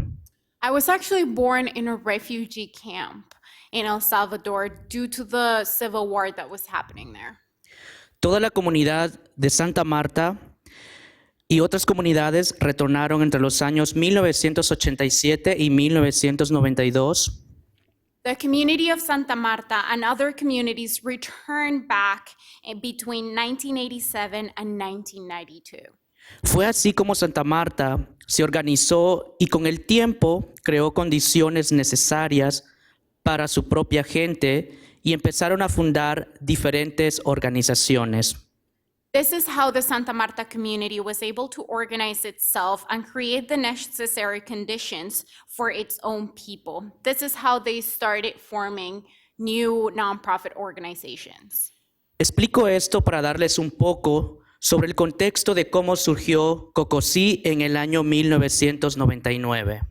And I'm trying to give you a little bit of context to tell you about how COCOSI, the organization that I'll be talking about, was funded in 1999. COCOSI, Comité contra el SIDA Cabañas El Salvador, fue fundada por un grupo de jóvenes refugiados para trabajar el tema de VIH. COCOSI, which stands for Committee Against AIDS in Cabañas, El Salvador, was founded by a group of youth that were refugees to work within the HIV positive topic. Y poder así minimizar las nuevas infecciones y defender los derechos humanos de las personas VIH positivo. This was in order to minimize the new infections and defend the human rights of people that were HIV positive. Yo llegué a trabajar en la asociación COCOSI porque lo vi como una oportunidad para transformar la realidad basada en la discriminación que experimenté como joven gay. I was actually able to work as part of COCOC because I saw it as an opportunity to transform the reality that I experienced myself as a young gay man. Y quería hacer cambios importantes en relación a la igualdad de género. I actually wanted to make important changes related to gender equity, Y además en la defensa de derechos de la niñez, but also in defense of the human rights for children, adolescentes, personas género no binarias y privados de libertad. for adolescents, non-binary folks, and those in captivity. En la actualidad, COCOC sigue trabajando en la defensa de derechos humanos para crear una sociedad más justa, Currently, COCOC continues to work in the defense of human rights to create a more just society, y asimismo continuar realizando cambios en la igualdad de género, and in this way to continue to create changes in gender equity. trabajando bajo sus 4 programas: prevención, incidencia social y política, contabilidad y acompañamiento y mitigación. We have 4 main programs: prevention, social and political impact, accounting, companionship, and mitigation. Prevención trabaja bajo 2 programas: educación sexual y reproductiva para jóvenes adolescentes y educación para la vida, trabaja con la niñez desde 4 años hasta 8. The first program, prevention, works with 2 other programs: education reproductive and sexual education for youth and adolescents, and also another sub-program, education for life, which works with children from 4 to 8 years old. Y es el mejor programa de COCOC, la cual formó parte este servidor, o sea, yo. And this is, I would say, the best program because I was part of it. Incidencia social y política. Este programa se basa de crear cuñas radiales en los diferentes temas educativos. Social and political impact. This specific program is about radio publicity in different educative topics. Y a la vez darle vida a la página web e incidir en las diferentes instancias de gobierno. It also looks to improve our website, but also impact different systemic and governmental institutions. Contabilidad es el área donde se cuidan los fondos financieros de COCOC. The accounting program is, of course, where we take care of the funds of the organization. Acompañamiento y mitigación. Este programa trabaja directamente con personas VIH positivo, analizando sus condiciones y visitas domiciliares. Companionship and mitigation. This specific program works directly with people that experience, that are HIV positive. We analyze their conditions. We also do home visits. Y a la vez trabaja con personas privadas de libertad e instituciones de gobierno como el Ministerio de Salud.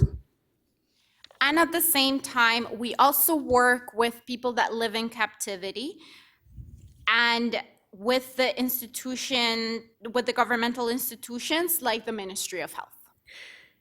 Y el programa de rehabilitación, esta área se encarga en trabajar con personas con discapacidad física y mujeres embarazadas, ofreciendo masajes terapéuticos. Rehabilitation. This is our 4th program, which works specifically with people that have physical disabilities and pregnant women, and it offers massage therapy. Teatro. El grupo de teatro Realidad en Escena, Eduardo Jonael, lleva a través del arte pequeños sociodramas al público en general, los diferentes temas que el programa de prevención trabaja. There's another program, which is theater, and our theater group is called Reality to the Scene Eduardo Jonael, which takes social dramas to the general public about general topics of prevention from our program of prevention, which I already talked about. Creando así sus propias obras basándose en la realidad de la juventud, la niñez y población en general. They actually create their own plays based on the realities of youth and also a lot of the children and the general public as well. El arte de hacer teatro es algo muy bello, donde se puede dar mensajes muy necesarios basándose en la realidad y asimismo generar cambios. I think that theater is a beautiful way to send powerful messages and needed messages based on the reality of a lot of these populations, but also to create change. Considero muy importante que se les brinde el apoyo a la juventud en relación al arte, I think that it's very important that we allow youth to express themselves through the arts y su desarrollo de explotar su talento intelectual a través de espacios educativos y formación en diferentes áreas. and for them to be able to create spaces to develop their talents through educational spaces in these different arts areas. Y después de tanto trabajo y de tantas experiencias vividas, en el año 2017 surge la idea y el sueño de crear un grupo de personas no binarias en la comunidad que se llama Brisas del Campo. After so much work, I actually had a dream of creating an organization for non-binary folks in the community called Brisas del Campo, which translates to country breezes, and this was in 2017. Pero el por qué el nombre. Brisas, porque una brisa no distingue género y es para todos los seres vivos que puedan disfrutarla y sentirla. But you may be thinking, where does this name come from? Country breezes. And breezes, because of course, breezes do not distinguish between genders. Breezes are for everyone, anyone who could enjoy it and feel it. Y del campo, porque somos gente campesina que vive de la agricultura. And of course, country is because we are peasants / farmers that live from agriculture. Al principio se logró fundar con un total de 5 personas, incluido esta persona que ven y tienen aquí presente, We started off with only 5 people, including myself. y que posteriormente, en el año 2019, el grupo crece a un aproximado de 10 personas y esta vez incluido familiares y amigos. Afterwards, in 2019, the group actually grows to 10 people, and it actually included family members and friends of the first batch of folks that were part of the group. Y el objetivo de crear este grupo es que este grupo sea de apoyo mutuo y que defienda y promocione los derechos humanos de las personas no binarias. And really, the objective of this group is to have mutual support, to also defend and promote the rights of non-binary folks, Y la educación sexual tanto como para el grupo y en el lugar donde residen. and of course, sexual and reproductive health, not only for the group, but also for the communities where they live. Basándome en mi experiencia, tanto como hombre gay y activista en El Salvador, ¿qué significa la frase igualdad de género? Based on my experience, not only as a gay man, but also as an activist in El Salvador, what does gender equality or gender equity mean to me? Antes que nada, no es una palabra binaria y requiere más de reconocimiento de los derechos de todo el mundo, independientemente su género, solo por el hecho de ser seres humanos. Well, if you really think about it, gender equity is a non-binary word, right? And so it actually should recognize more the rights of everyone independently of their gender, and just because we're human beings. Concluyo basándome a mi experiencia que el cambio social depende de cada uno de nosotros siendo conscientes de nuestro lenguaje, nuestras acciones, I conclude basing myself on my own experience and saying that social change depends on each one of us, being conscious of our language, our actions, y de qué forma estamos educando a los demás desde los diferentes lugares que nos encontramos, no solamente en El Salvador, sino que a nivel mundial. and how is it that we're actually educating others, not only from El Salvador, but worldwide. No sé si el video, vamos a... Ok. Perfecto. Ok. Thank you so much. Thank you.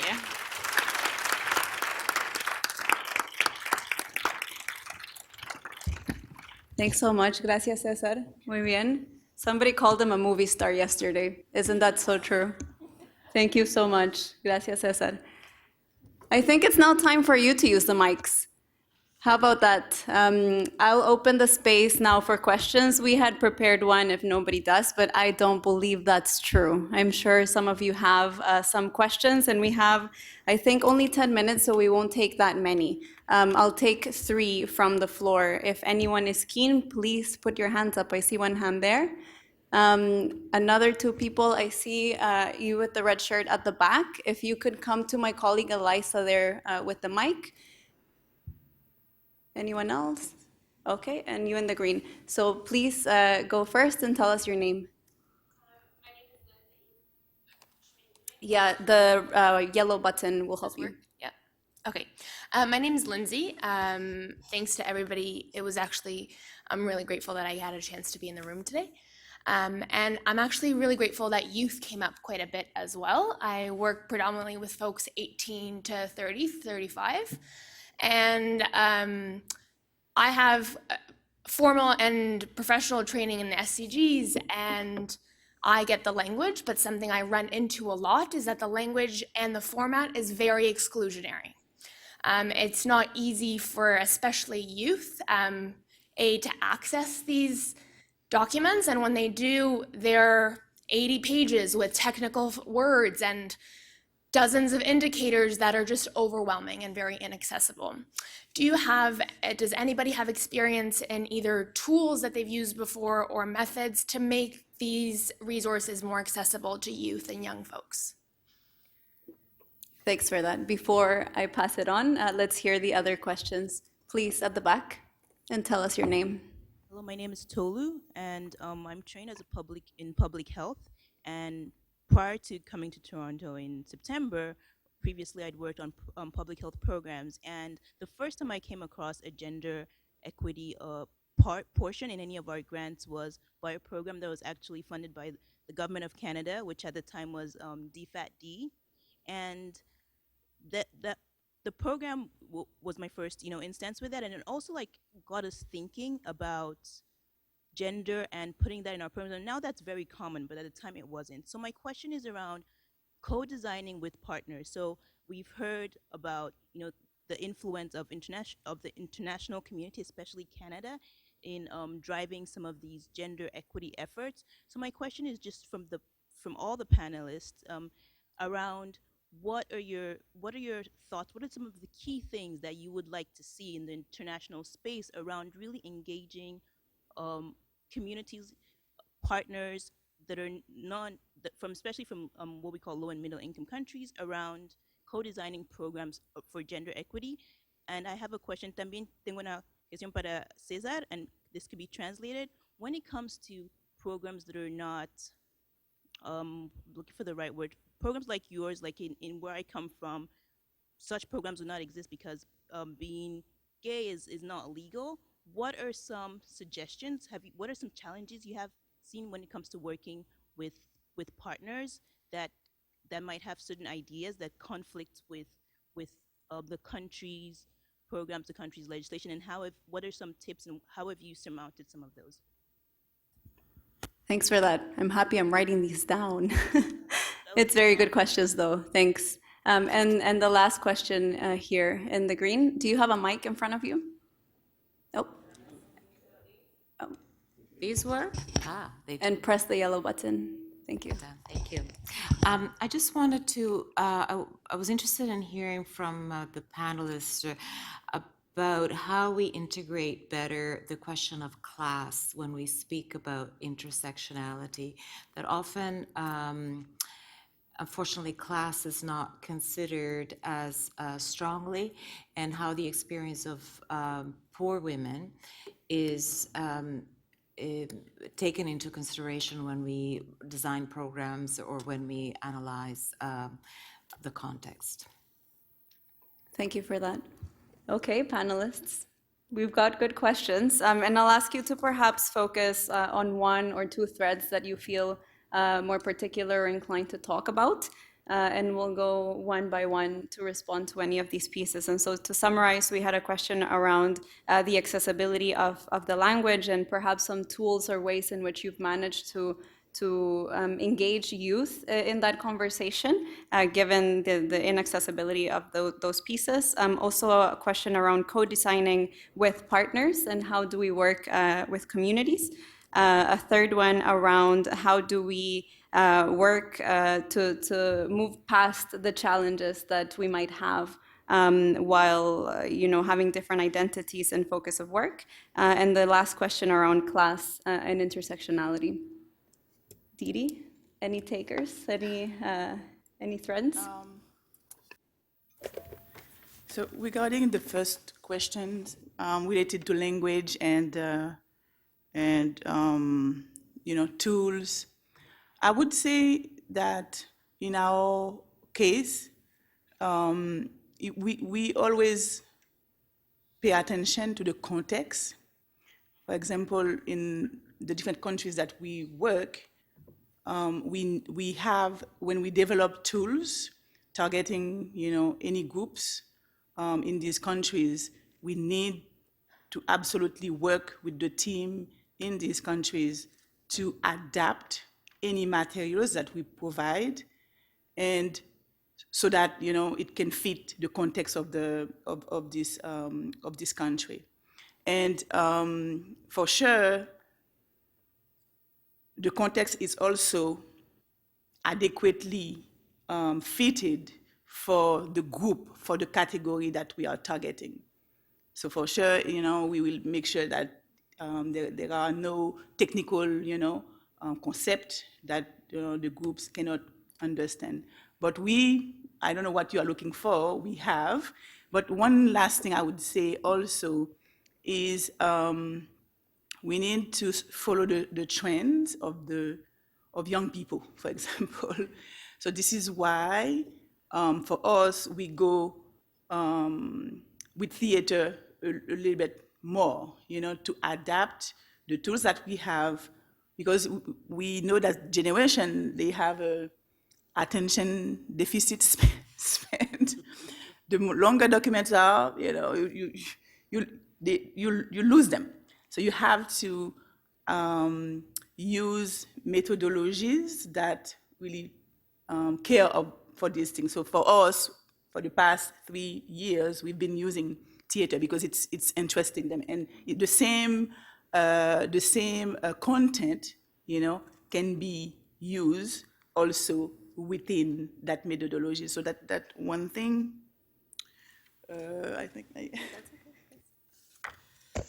I totally agree with Didi in terms of adapting the material and the content to suit the context of the culture and the country.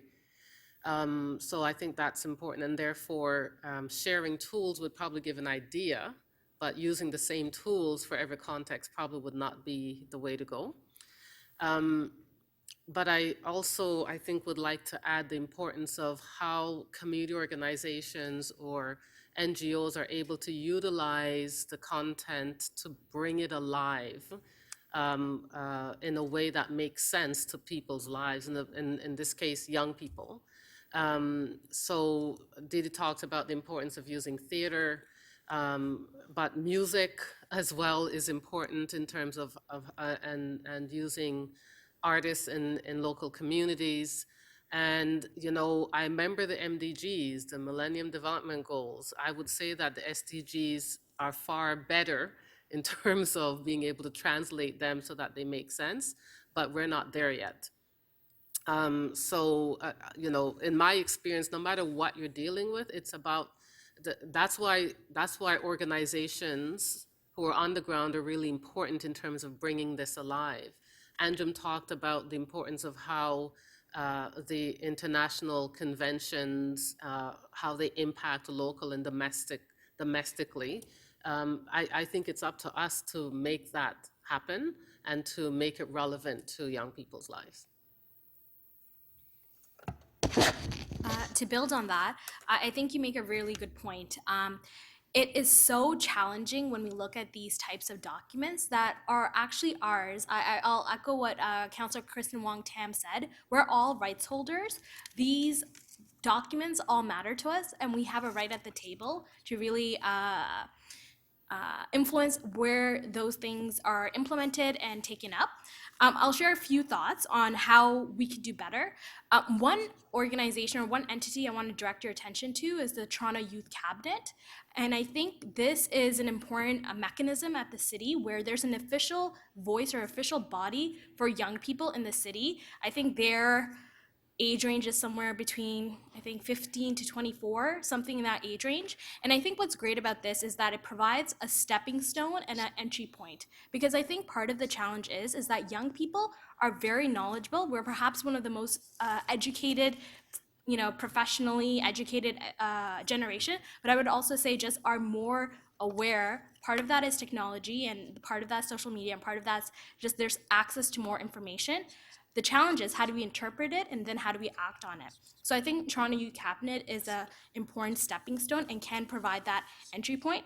But I'll say, as a young millennial woman in policy, these spaces are intimidating. And sometimes the intimidation is unintentional, but sometimes it is, because people don't want certain communities to have their voice at the table, because that will actually dictate and change public policy. And when we think about why the system is the way it is, it's because it does serve some folks. So I think part of it is to how do we break into that. One organization, and I think this is an example of intersectoral participation, collaboration, is something called the Muslim Youth Fellows. And so this program actually, people go through an intensive knowledge acquisition process where they learn on a monthly or weekly basis. And then they're actually given a paid placement here at the City of Toronto in a city councillor's office. And so not only are you equipping people with the knowledge of how the system works, but you're actually giving them access and a shot and a job here, so they actually learn the intricacies. And so after a person goes through that program, they may decide, politics is not for me. They may decide I'd rather be a bureaucrat, or they might decide civil society is where I want to be. But now they actually have a deeper understanding of what this system looks like. And finally, there's a conversation around how we can do better co-design. One thing I've started to be introduced to is deliberative practice, or consultation processes that are not one-off but are long-term. And so I encourage people to check out something called reference panels. And so the government of Canada actually engaged in this process as they were thinking about the farmer care strategy. So they brought together a pool of citizens from across the country that was reflective of the country and asked them to deliberate over a long period of time about what is the right option for farmer care. And so that's been used in Canada. It's also been used internationally by the government of France around their climate action strategy. And so I think that climate action strategy and plan. And so that I think that's a useful way for us to start to move towards public engagement, not just creating one-off consultation processes, but deliberation, because people are the ones who are most impacted. So they deserve a chance to think through these options a bit more closely. Thanks, Anjum. That's great. I hope that you're taking notes on how to get involved and really get from commitment to action. Cesar, if you could close us with the question that was directed to you around working across conflict and the challenges as well. And Karen will, of course, help out. Muy bien. En relación a la pregunta, yo creo que una de las barreras que nos encontramos en los países que aún no es, no es legal ser homosexual, ser lesbiana o o tener un género diferente a la sociedad nos dice, ¿no? Well, in respect to your question about barriers facing the LGBTQ two-spirited community in countries where it's illegal to either be non-binary or belong to this group. Porque en muchos lugares, por ejemplo, de mi país, requiere de mucha fuerza y requiere de mucho valor el poder hablar e informar sobre estos temas, ¿no? Well, first of all, it requires a lot of effort and actually to be brave to even have these conversations and open up the discussions around non-binary or LGBTQ two-spirited plus. Y la otra barrera que es, así por decirlo, muy terrible, ¿no? Es la religión. And I think that another barrier that at least we've experienced in my country is religion. Porque la verdad, nuestro país es muy conservador, ¿no? Y creo de que a través de la Biblia y a través de la religión también en muchas ocasiones se violenta mucho los derechos tanto de personas género no binaria y de mujeres, ¿no? I think that, well, specifically in El Salvador, there's a very conservative country. Through the Bible and other beliefs, there is a lot of violence against not only non-binary folks, LGBTQ folks, but even women. Porque siempre está enseñando de que es un pecado y es un pecado, ¿no? Y eso de una u otra forma crucifica y no permite vivir los géneros o la gran diversidad que tenemos en este mundo, ¿no? Because emphasizing that, of course, it's a sin, it crucifies anyone that belongs to that specific spectrum, and it doesn't allow for us to enjoy diversity. ¿Y de qué forma podemos avanzar? No, yo creo que es muy importante el ofrecer y el brindar información en relación a la salud sexual en general, ¿no? And on your second question, which was how can we advance a little bit more of the strategies that we've done, for example, I think it should definitely start with sharing information about sexual and reproductive health in general. Y a la vez como escuchando las necesidades y poder educar a la niñez, ¿no? Y involucrar a familiares y amigos también que formen parte de este cambio.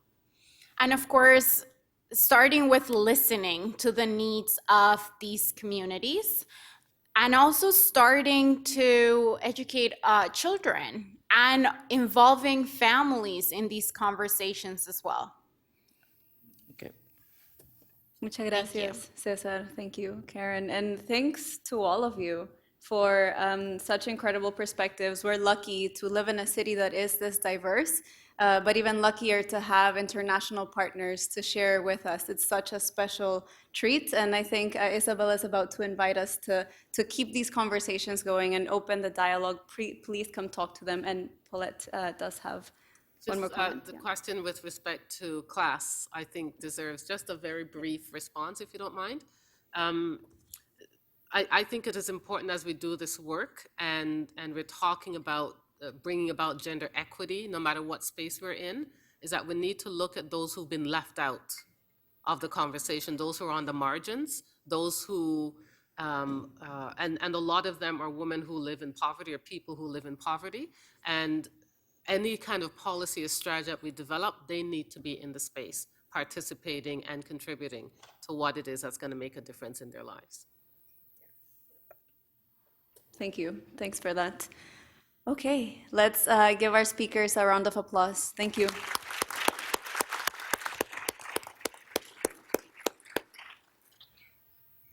So I know I'm being left with lots and lots of food for thought and action towards more gender equality and social inclusion, both locally and globally. I want to verbalize a question that's probably on every mind right now, and people in this room and watching through the live stream. Now what? We're not going to answer that right here, right now, but we really hope you are going to join us for the reception afterwards, and I'll give you some directions in just a moment, and that will keep these conversations alive. So Sustainable Development Goal number 17 is my personal favorite. It's partnerships, and I feel like without this goal, none of the other goals are achievable. So we need everybody here tonight, every sector, every generation, all institutions, organizations, civil society, and everybody here. This is now my favorite part. I get to thank people as MCs, and I would like to start by thanking all of the people who spoke tonight: Councillor Kristyn Wong-Tam, Josie Scully, Marie-Nick Tremblay, Didi Bertrand, Paulette Senior, Anjum Sultana, Cesar Gomez, and his translator Karen Villanueva. Big round of applause.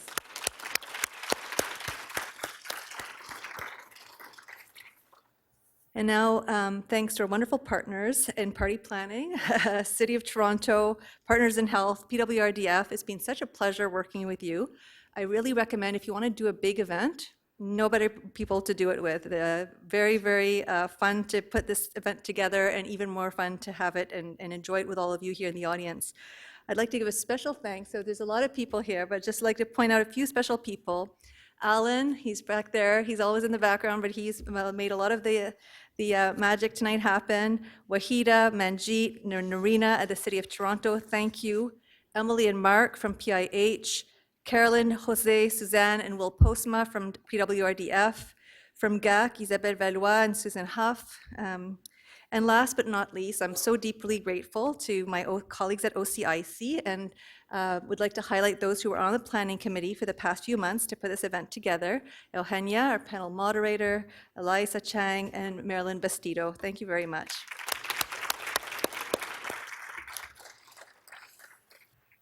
And so now, just on behalf of Global Affairs Canada and OCIC, I'd like to invite you all tomorrow to another conversation. It will be live streamed. It's one of the last IDW events this week. It's taking place at the WE building in Toronto. And it's to unite young people in a wave across Canada to share and learn about how they go for the goal. So I think there was a question about how to make SDG language more accessible. So this event will be broadcasted nationally and on social media and online. So those of you who are watching and those of you here, please come in big numbers tomorrow. Join us, IDW2020. And this marks, so those of you who are watching, this marks the end of the formal part of our schedule live stream. Thanks for connecting. Sorry the technology is not there to beam you in. And for you to be able to enjoy some of the foods. The food tonight's been catered by an organization that runs out of Fred Victor, a local community nonprofit organization serving homeless peoples and doing a lot of other great work in Toronto. And so those of you who are here, we invite you to join. Now for directions. So now I think council chambers, so Alan's up there, so you, I think, take the stairs, am I right, and just go that way. So just, it's kind of like a coliseum, so, you know, going out and around, and back here, our tapestry exhibit is on, and so please have a look, help yourselves to some food, and let's keep these conversations going. There's going to be a survey that comes out. I know surveys are no fun to answer, but please do let us know what other things we'd like to do together and events that you'd like to be part of. Thank you very much, everybody.